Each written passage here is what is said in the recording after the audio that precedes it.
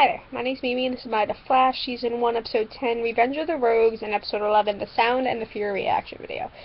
I'm really going to be talking about The Sound and the Fury because I thoroughly enjoyed The Sound and the Fury a lot more than the Revenge of the Rogues. I did enjoy the effect of Barry having to get the Rogues' two guns to cross over. That was really cool. I liked that fight. But I enjoyed The Sound of the Fury Pied Piper villain a lot more than the Rogues themselves. I had this lovely discussion with Comic Uno, Kat, Julius, and Phil. These are two other friends that you will see all four of us, in Kat's, Comic Uno's reaction video to Arrow live show that happened this week on Wednesday night. We were discussing The Flash and how we really enjoy it, but they just have too many villains. They're trying to be, Flash tries to be procedural, and it doesn't need to be procedural. It doesn't need to even have villain of the... They have enough shit in it. We discussed how with Arrow they have to take a lot of Batman villains. They have to take what they can to do their villains, and they could totally be content with just having like Malcolm Merlyn. We were discussing where we want the rest of the season to go, and like where we could think season 4 could be with their villain, and like it would be totally fine if Malcolm Merlyn was just like the villain.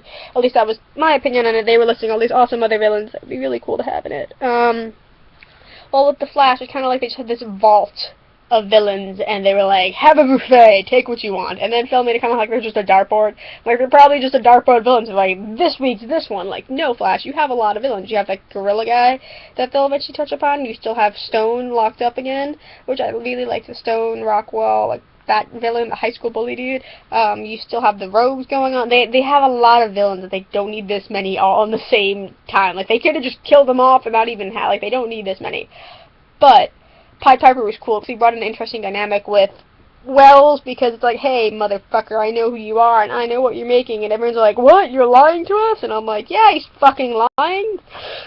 Whatever, like, Wells could have been the villain this entire season without them knowing, and I would have loved it, but I get why they're not doing it at the same time. Like, guys, calm the fuck down, you don't need this many villains.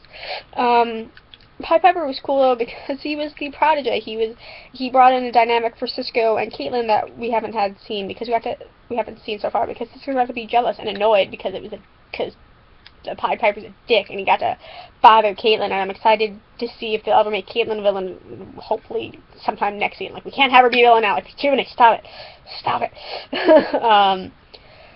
And we got to see what more they're going to do with Iris. Like, I like Iris a lot, and I enjoy her, and I know Iris and Barry get together, and they're married in the comics at a point. Kat made a feeling that she's convinced Barry is both Wally and Barry, and I'm wondering if they will bring Wally West into the show, and that would excite me too, because they're going to be talking about time travel, and they're going to be doing that sometime this season. So, like, calm down, guys. I'm thrilled you have this vault, and you have this buffet of villains and plot lines to go from, but please calm down.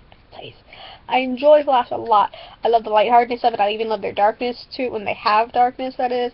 I love Wells' house. I just want that. I want his apart home, please, even though it's a little too windowy for me. It's a little too much glass. I would totally, like, black out curtains, that shit, and be very happy there.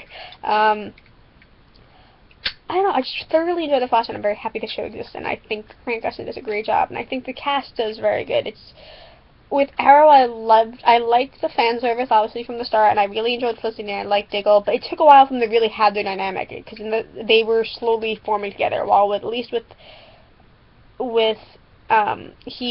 Oliver was picking his team, while Barry kind of was just, like, thrown into this team, which is kind of cute to see, and I enjoy that, and I like their natural banter to each other, and I'm happy with where it's going, and I'm curious to see where it's going, and how many more villains can they really try and find a way to throw in?